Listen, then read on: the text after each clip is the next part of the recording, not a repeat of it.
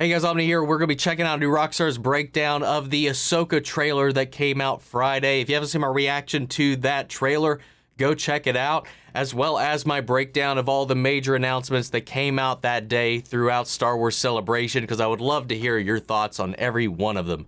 But with that said, guys, we've been waiting for this breakdown. I know they've been busy with a whole bunch of other stuff. Obviously, it's been a crazy weekend, but I can't wait to jump into this trailer. I'm kind of glad that they waited, because there was a couple other things that came out after the trailer had dropped to actually kind of expand upon what was known, at least at the time, because a lot of us were speculating from the back of that head who was Thrawn, and we know now, and I would assume we would get into that in this video with the amount of time they gave to put it out. By that time, that information was out in the wild, so we'll let them expand upon that, and we'll touch on that once we get around to it. But let's go ahead and hop in. Welcome back to New Rockstars. I'm Eric Voss, and this is a breakdown of the trailer for Ahsoka, the new Star Wars series coming this August, following Rosario Dawson as the former Jedi Ahsoka Tano from her brief appearances on The Mandalorian, but really extending the lore from the animated Star Wars Rebels series, and before that, Clone Wars. I'm gonna break down this trailer frame by frame for the Star Wars Easter eggs, who all these characters are, the timeline, some really cool visual details. First clip. Something's coming. Something dark. God, I always love when she does that. When any Jedi does that, really. Ahsoka Tano, you know, this badass, walks among what appear to be the ruins of a Jedi temple, one of the older ones. It's got a series of columns all broken at the top and black sands cast over a stone. Oh, I didn't even notice that the sand was black. Alone, walking up this immense walkway recalls the imagery of her leaving the Jedi Order in Clone Wars Season 5, when she was framed for bombing the Jedi Temple on Coruscant, and the ensuing persecution left such a bad taste in her mouth that she had to part ways with her longtime mentor, Anakin Skywalker, which made it really interesting when she returned in Chapter 13 of The Mandalorian, an episode interestingly titled The Jedi, when she wasn't supposed to be a Jedi anymore. But somewhere deep down, she's always been a Jedi at heart. So is this the ruins of a Jedi temple? Well, there are some markings on all these ruins that do look... I want to expand upon that, because as much as she says she's not a Jedi, or that she's no longer a Jedi, and I think that only means in the way that the Jedi Order that she was raised in operates and behaves. We've seen, like, Qui-Gon Jinn was a member of the Order as well, though he disagreed with their standpoints in a lot of ways, and we see that what they plan on doing with the future of Star Wars and the future of the Jedi Order is rebuilding it in a new way out of that shadow that had been eclipsed by the Sith, you know. And Ahsoka, in her mind at these times, she still sees the Jedi as what she saw them as when she was there, the people that betrayed her, the people that had lost their way, and this sort of stuff. But at her heart, the core tenets of being a Jedi are still a formative part of her being, helping others, fighting for right, keeping balance. You know, there's these things that are ingrained within the Jedi Order, even if their vision had been clouded or they had been kind of put on more of a political path than they had been in the past.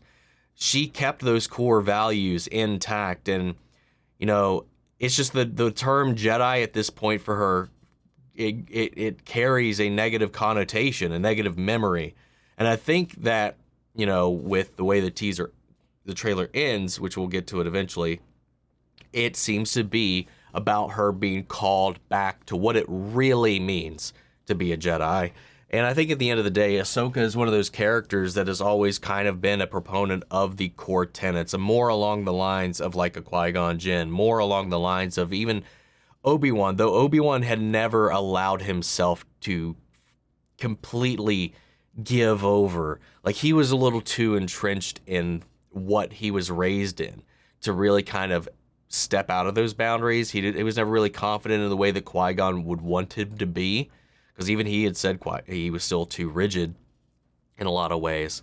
So, like, it's those caveats, those inconsistencies that I think she's just got to wrestle with and then exercise from her perception. And I think we might see her heal from that wound in this series. It's at least a hope I have, at least.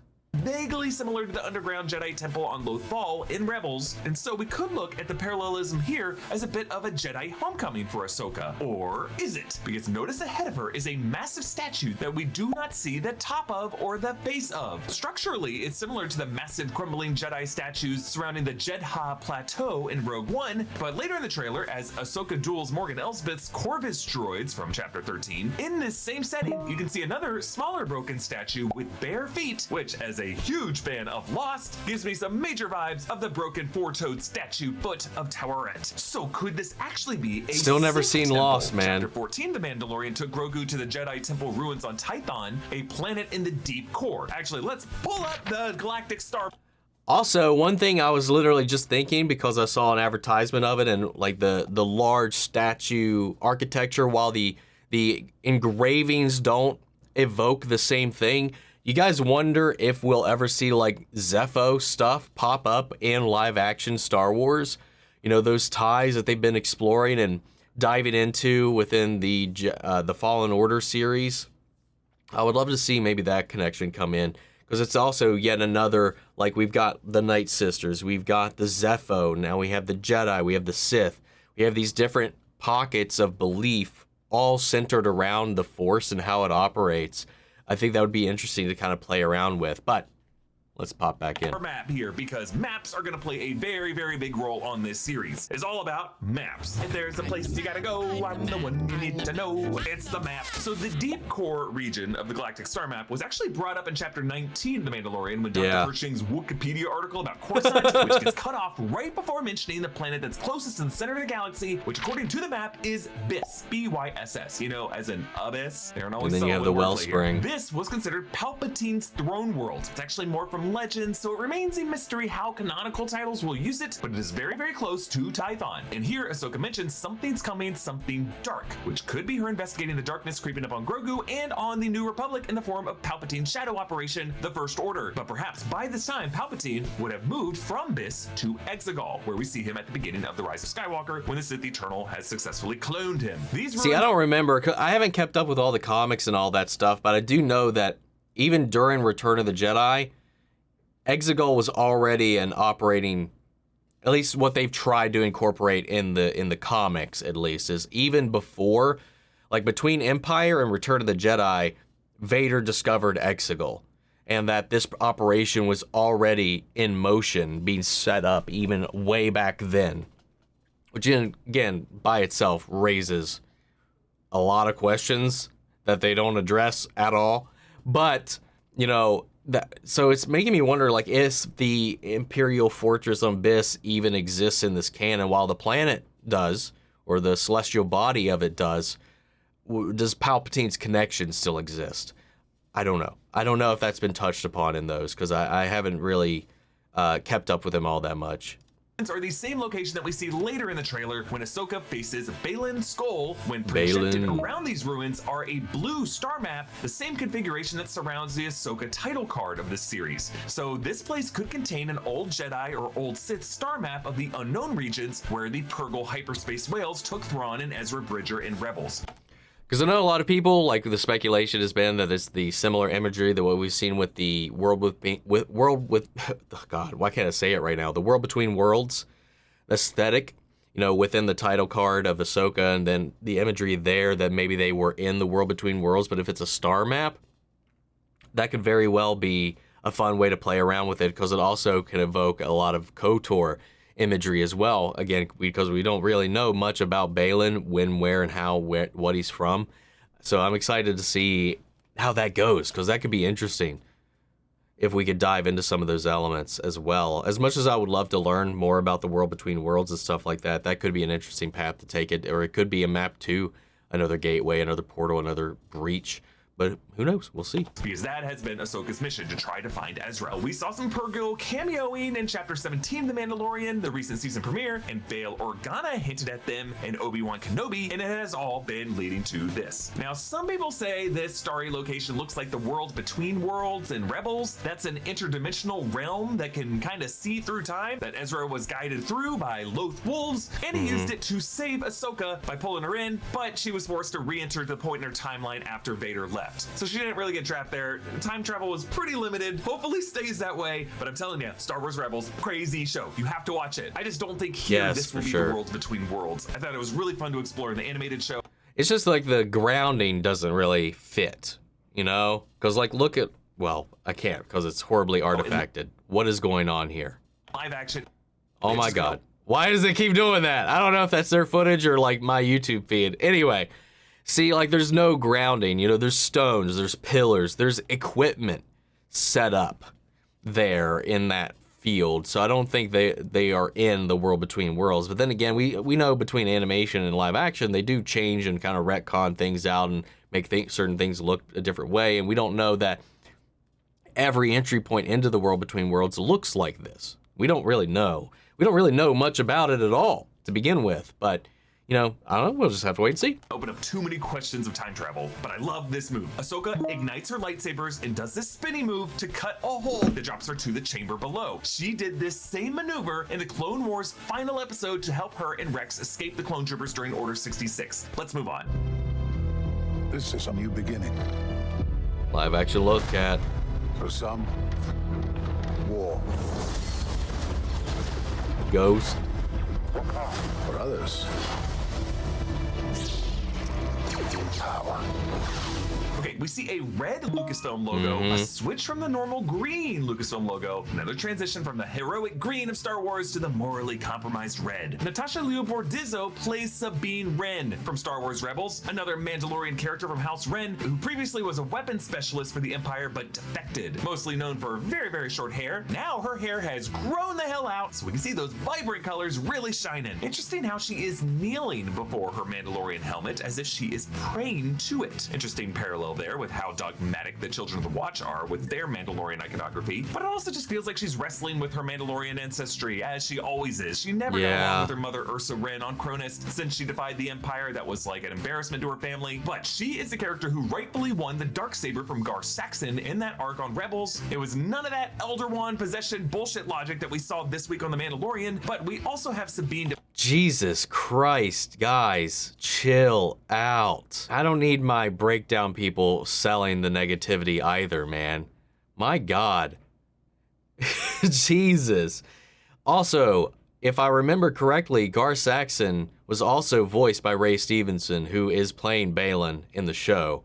So that's another nice little thread. blame for just giving the Darksaber to Bo-Katan and cursing Mandalore and setting it on this stupid path. We see she has a Loth cat. These cats are from Ezra's homeworld of Lothal, and we hear the voice of Balin saying, "This is a new beginning, for some war, for others power." Ray Stevenson plays this villainous character, Balin Skoll, who seems to have an apprentice, Shin Hati, played by Ivana Sakno. Skoll and Hati are the names of the two wolves that chase the sun and the moon in Norse mythology. This wolf reference could align with the Loth wolves of Lothal, and the sun and the moon might align with the son and the daughter of Mortis in Jedi Force mythology from the Clone Wars Mortis arc, and those deities That were would also be depicted interesting. on the Lothal Jedi Temple in Rebels. Ahsoka back in the room. Ahsoka is basically a guardian of the Morai now, too. Fights with these red droids with the spears, and again, these are the same ones that Morgan Elsbeth used on Corvus. So these are the forces of Elsbeth, and by extension, the forces of Thrawn. And based on the hologram, this is right after Ahsoka comes back out of the hole. We see Hera Syndulla, captain of the Ghost in Star Wars Rebels, now played by Mary Elizabeth Winstead. She's a Twi'lek pilot, one of the best pilots in the Rebel Alliance, and the ship she's piloting here is not the Ghost, it's really a smaller detachment from the Ghost called the Phantom. And the jacket she wears bears a symbol of the crew of the Ghost. That up. And with Zeb's cameo recently on The Mandalorian, it looks like we might see a live-action reunion of the entire crew of the Ghost, which would be awesome. The astromech we see here is Chopper. That's a little stinker from Rebels, little bitch, who cameoed on the base in Rogue One. And I always piss off Rebels fans by reminding everyone that this guy killed hundreds of thousands of Imperials by sabotaging a Star Destroyer, and he pushes droids to their deaths for no reason. Shin storms. Yeah, he kind of does, doesn't he? He is a little homicidal little psychopath. The bridge of a New Republic vessel. The badge of the captain is a single dot, which means lieutenant. Shin's hooded appearance reminds us of Luke Skywalker when he stormed Moff Gideon's light cruiser in the Mandalorian Season 2 finale, but Shin's motives are far more hostile. Notice she has a braid, the kind Jedi Padawans wear, and started a really unfortunate trend in the early aughts. So Balin and Shin might not be Sith and apprentice, but a kind of perversion of the Jedi Order. Their sabers are not quite red from cracked kyber crystals that they would have had to bleed their rage into. They're more of an orange color, as if not all the way there. Now, Dave Filoni did say that is purposefully intentional that they are not the traditional red. It's meant to make you question their alignment and all that. There's a reason and a machination behind that, which there always is. And if you know anything about lightsaber coloring, especially in the new canon, it's a little more, I think, nuanced than it used to be. There's a lot of meaning that can be gleaned from that, and I'm excited to see where they fall, because I don't think it's going to be as black and white as they are, villains, evil, or anything of the sort. So I'm curious to see that evolution and see what we learn from it. Okay, on to the next clip. It's been a while. Things have changed. Whoa, so the music of this trailer I is love in it. Red Deadbolt. Furious violin strings. We see some familiar imagery here for Rebels fans. Ahsoka's T6 shuttle, and Ahsoka reunites with Sabine Wren on Lothal, the same dock in the communication tower, the same place where they teamed up in the Rebels epilogue to go search for Ezra. In last year's Star Wars Celebration footage, which I was lucky enough to see, unlike this year's because it's in London, we do in the scene actually see a live action version of that same mural of the entire Ghost crew, and it has the same 2D animated look that we see in the animated show. So it sounds like that initial search for Ezra was unsuccessful, but they're gonna give it another go now that Ahsoka has made some progress finding Thrawn. And I like how Sabine's flight jacket has her Phoenix Squadron patch on the sleeve. Oh, there. yeah. We see 3 New Republic freighters blasting in from hyperspace. These look like the GR-75 medium transports, like what we saw departing Hoth in The Empire Strikes Back. And inside we see one of the cleanest looking holocalls I've ever seen in Star Wars, with Mon Mothma, Genevieve O'Reilly, who first played a younger version of Mon Mothma in a deleted scene in Revenge of the Sith, came back to play her in Rogue One, and recently played her in Andor. Hell yeah, dude. She did amazing. Return of the Jedi, now as Chancellor of the New Republic. She's flanked by 4 other leaders, including one of the Grand Race. And after we saw her short haircut in Rogue One, similar to the cut she had in Return of the Jedi, she's back to her more senatorial hairdo from Andor, showing how she's back to having to play that annoying political game. But the chamber behind them has the same exact amphitheater design as we saw in the Rebel Alliance Fleet War Room in Return of the Jedi. On to the next clip. Actually, real quick, one thing somebody else pointed out, and I think it was in Blind Wave's reaction video to this, I think the guy here to her right, I've never watched Resistance, but supposedly he's related to one of those characters, so that's just something I wanted to throw in here. Don't know if that's, fact check that all you guys want. I just want to put that in here because that's something I just heard, because I haven't dived into that show at all, so there you have it. Started hearing Run with that. About Thrawn's return as heir to the Empire. Okay, so Ahsoka says she's starting to hear whispers of Thrawn's return as heir to the Empire, and bam, a from-behind shot of Grand Admiral Thrawn, the former Imperial Chiss mastermind from Timothy Zahn's Legends novels from the early 90s. And in my opinion, the best expanded universe literature from this era. Now, the first installment of the Thrawn novel trilogy is called Heir to the Empire, thus the nod here, and I think it's really a meta declaration by Dave Filoni that he's gonna continue to do this mission of gradually recanonizing much of the best Legend storylines and characters, and this process really started with Filoni bringing Thrawn into Star Wars Rebels, where he was voiced by Lars Mikkelsen and was the primary antagonist of that series until he and Ezra Bridger disappeared in hyperspace with the Purrgil. This guy is brilliant. He was able to deduce that Darth Vader was Anakin Skywalker based solely on Vader's barrel roll flight maneuvers, like Anakin did in the Battle of Coruscant at the beginning of Revenge of the Sith. This guy watches the tape. Now, on Saturday's panel at Star Wars Celebration, it was confirmed that Lars Mikkelsen will indeed play the character after voicing him for Star Wars Rebels, which is really great because he has the perfect voice and the perfect face for the role. And this saves us a lot of time from having to CSI analyze the shape of Thrawn's ears here, where all the stars rock. Wow! So this gold-trimmed bridge that the ship Thrawn marches out on looks like it is looking out over a hilly seaside terrain. Looks the same one that we saw the Magistrate in just a few shots ago too, with the same like setup, same cockpit, same like screens there. Looking a lot like the planet Kalevala, Bo-Katan's home, which was recently bombed by Imperial forces in The Mandalorian Chapter 19. I theorize Thrawn could have been leading the fleet behind that attack, and he might now 100%. be surveying that damage. Ahsoka's T-16 approaches the new... I don't know if that's what he's doing in that scene, but everything that's happening right now in Season 3 of Mandalorian is tying back to Thrawn. Republic ship, and Morgan Elsbeth now stands on that same golden bridge looking out on the starry background with the planet's stratosphere below. 2 RA-7 protocol droids on the far sides are navigating. The last time we saw Morgan Elsbeth, Ahsoka demanded from her, Now tell me, Where is your master? Where is Grand Admiral Thrawn? And we have been waiting for this trailer and this series ever since that moment 3 years ago. Now, Ahsoka in this section seems to be in a red-leafed forest, the same setting that Baylan is standing in, and these dark trunks look a lot like the previously burned down forest that we saw in Corvus in Chapter 13. This could just be what those trees look like when the vegetation regrows. Let's move on. Could be. That'd be cool. We have to prepare for the worst.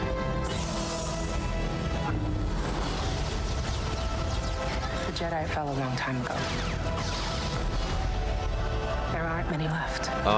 Okay, little back Ezra. in the temple ruins with this projected star map in the scene with Ahsoka and Baylan. There are floodlights and projector bulbs. Maybe Ahsoka has set up a kind of camp here to try to read the star map to track down Ezra and Thrawn. Baylan doesn't want her to leave with that knowledge. Why? Because it could expose Palpatine and the Sith Eternal's path from Biss to Exegol. Like, we could be seeing the origins of that Sith Wayfinder that Kylo Ren found at the beginning of Rise of Skywalker to trace his way to Exegol. They have announced that we are getting one huge movie to bridge all these Mandalorian era shows like Ahsoka to The Force Awakens. And it's going to be directed by Dave Filoni. And then after that, chronologically, we're going to get a Rey movie with Daisy Ridley set 15 years after the Rise of Skywalker. So it looks like they're going to be doing a lot of work to contextualize and make a lot more sense of the sequel trilogy era. I don't think they actually said that last little bit that he said. We know that the Rey thing is happening, but they never straight out said, now we know that everything that the Mandalorian's been building up has been centered around the cloning, about the First Order, the remnants of the Empire clinging to some semblance of power or building strength, reuniting in some way, shape, and form, and the New Republic is just ignoring it. We know that's all been part of the DNA.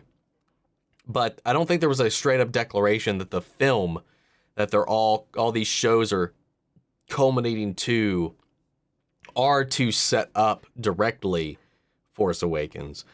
All these events do domino effect to that naturally anyway, but I don't think that was ever cemented as the intent of the film itself, but rather as a culmination and some sense of closure to all the storylines so far set within the Mandoverse, Filoniverse, whatever you want to call it, these series of shows, which I think will be basically its own little adaptation of Heir to the Empire, or at least this battle with Thrawn, this epic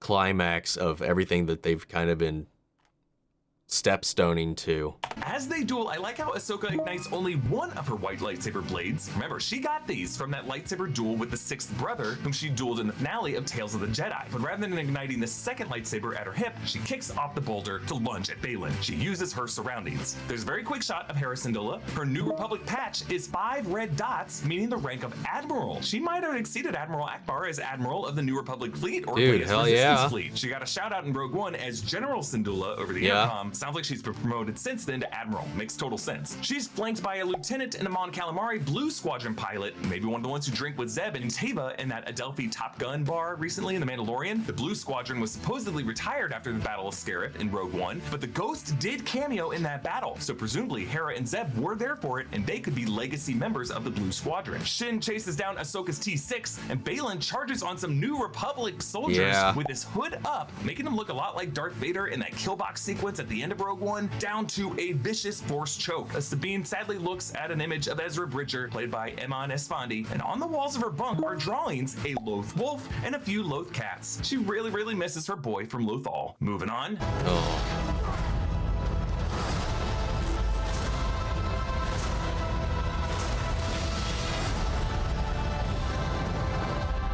Ahsoka duels someone who I assume is an Inquisitor. He looks like the 8th brother, which would be weird to have this late after the Empire's fall. He has that same dual-wield ring grip blade that the Inquisitors use and spin the blades around. Ahsoka's able to repel him with a force push from just 2 fingers as she continues to hold the hilt and ignite it, a move that we saw Kelleran Beck use on clone troopers while he saved Grogu. The machinery being taken apart looks like old Star Destroyer engines in this industrial setting. Could be part of the Imperial fleet decommissioning process that the New Republic has been taking their sweet-ass time to do. In the background on the left, that is clearly an Imperial Star Destroyer with the outline of the spherical shield generator at the very top of it. Ahsoka leaps out of a control room window at the setting, shattering the window. That waterfront background makes it look like the same planet that Hera and Chopper were flying the Phantom over when they were trying to bring down another ship that's towing apart. The text calls Ahsoka warrior, outcast, rebel, and lastly Jedi, as if that is the last of the modifiers she would use to describe herself. On to the final clip.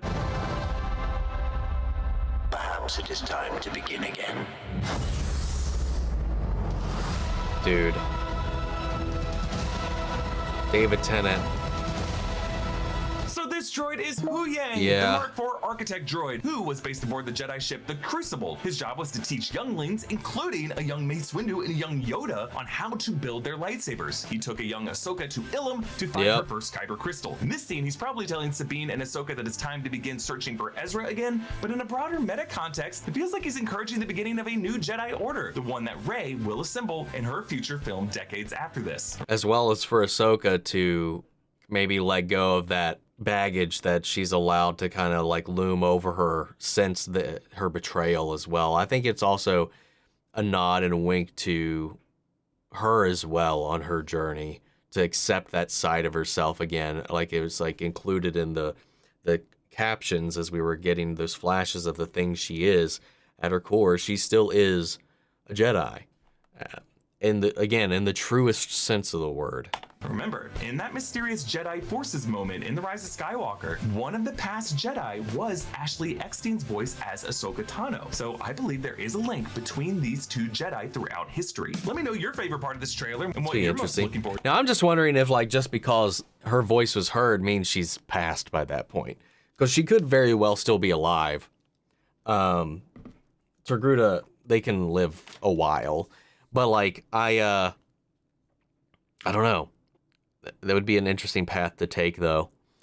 Yeah, great, solid breakdown. I think out of everything that we've seen in this, the things that I'm the most intrigued about is Baylan and Shin. After seeing some of the discussion, that talks that he had, like, at the panel with him and Lars, I'm very excited to see what this character is really about. Because I think there's a little bit more to it than the trailer will lead us to believe, or what we're meant to kind of assume. But yeah, guys, solid breakdown.